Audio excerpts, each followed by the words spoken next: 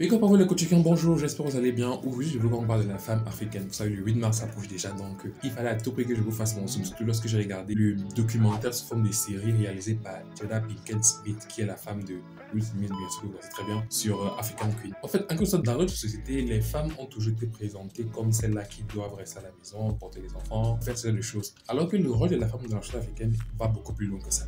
La femme dans la société africaine, c'est celle-là qui a toujours pris des décisions et qui a été élevée au plus haut rang de la royauté, qui sont des fortes diplomates, qui sont des fortes ambassadrices. C'est un peu ça que Jada Pinkett Smith a décidé de mettre en avant à travers ce documentaire African Queen. Elle rentre dans l'histoire de la participation des femmes, notamment en Afrique subsaharienne, qui ont impacté ou encore qui ont influencé le développement de nombreux royaumes. Donc je pense que le documentaire sur les séries, parce qu'il y a plus d'épisodes de Jada Pinkett, il est disponible sur Netflix, il est très intéressant à regarder. La qualité de l'image, elle est propre, les dialogues sont très intéressants. Et l'histoire qu'elle raconte est très poignante parce que vous savez, là, l'histoire africaine, c'est une histoire qui se perd beaucoup de temps à disparaître. Donc, on revoit ce cinéma-là qui est orienté vers la participation des femmes à la construction du royaume en Afrique. C'est très intéressant.